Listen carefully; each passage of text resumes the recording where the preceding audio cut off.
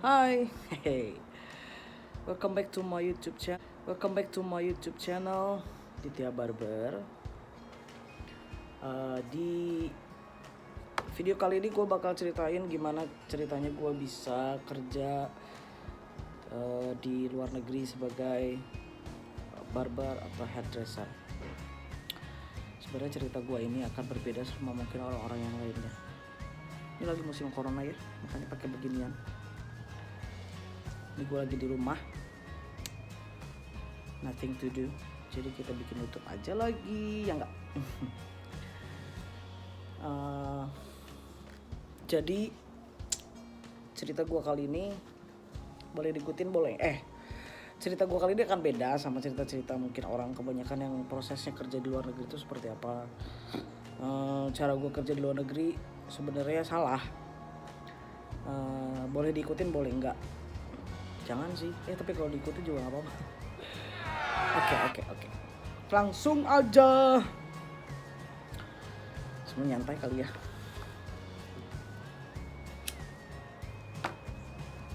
Jadi gini teman-teman. Gua waktu itu belajar khusus barber di Indonesia. Tepatnya di kota Bandung. Rencananya gua mau buka barbershop sendiri di Indonesia. Gua udah cari tempat, udah gini gitu.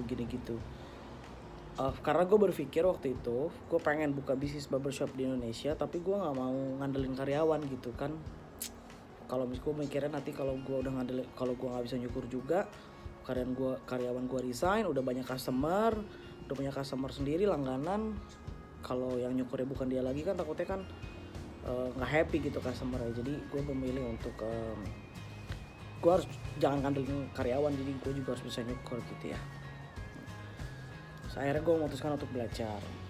Nah, sambil gue belajar menyukur, kursus dan yang lain-lain, setelah kursus gue tidak pernah bekerja di barbershop manapun di Indonesia. Karena yang gue bilang tadi, gue rencananya mau buka sendiri.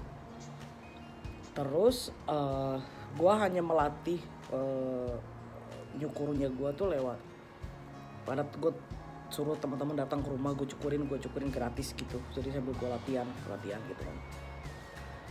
Sambil gue mencari tempat untuk bisnis, maksudnya untuk buka usaha sendiri si barbershop ini. Gini kali kameranya gini.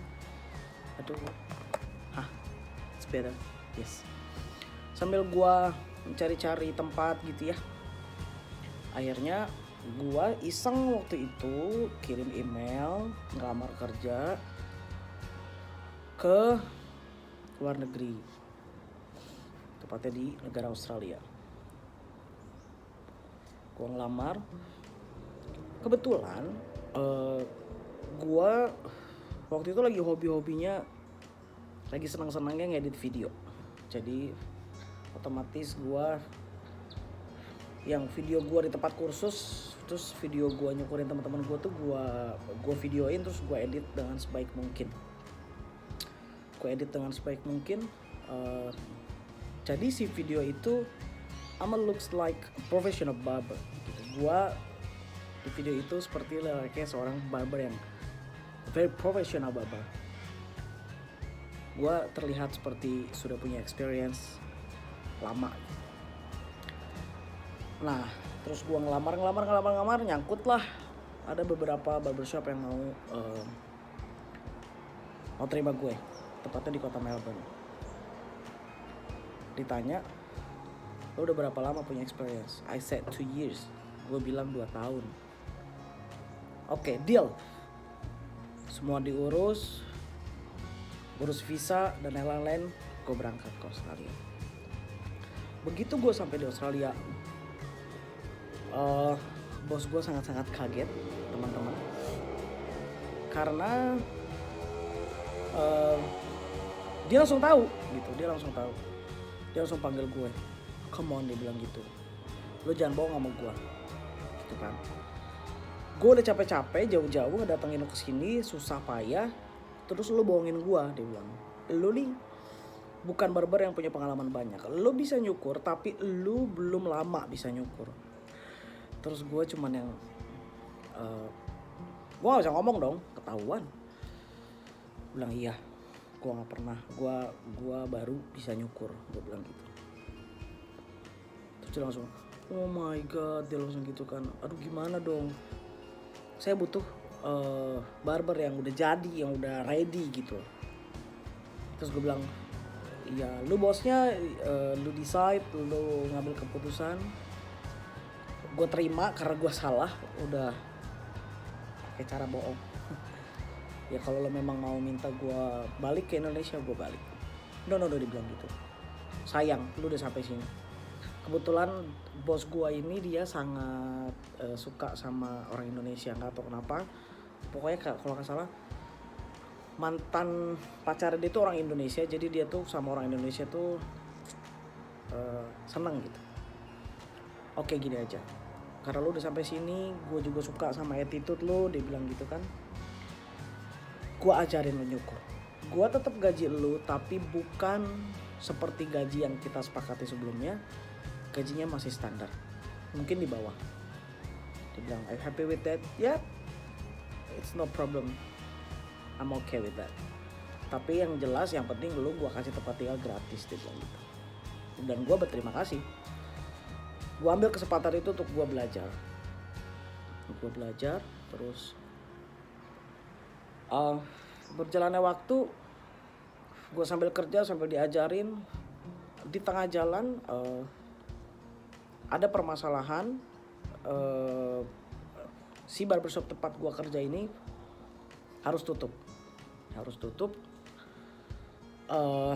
yang mengakibatkan gue nggak punya pekerjaan lagi kan. Tapi dia bilang sama gue, lu tenang aja, lu tetap ngelamar kerja ke tempat lain, pede, sambil di rumah gue tetap ajarin menyukur. Dan yang paling penting kalau di Australia itu ya communication skill, dia bilang. Untungnya bahasa Inggris gue aman lah, maksudnya gue komunikasi sama customer gue bisa. Terus habis itu basic gue ada gitu, jadi gue digecek tuh, gue latihan tuh digecek banget sama si bos gue ini. Dan yang paling penting kalau di Australia itu harus bisa banget cukur jenggot. Dan setelah itu gue belajar sekitar 6 bulanan lah, gue baru bisa mulai. Gue itu satu orang yang itu yang pertama yang menurut gue berjasa banget di karir gue sebagai barber di Australia ini ya. Dan yang kedua, yang terima setelah barbershop yang pertama gue kerjain ditutup, terus gue pindah ke barbershop yang lain. Tapi dia juga bilang, lu udah oke, gue suka sama cukuran fade-nya lu berbakat banget, sebentar, sebulan lu jadi di tangan gue, kata dia.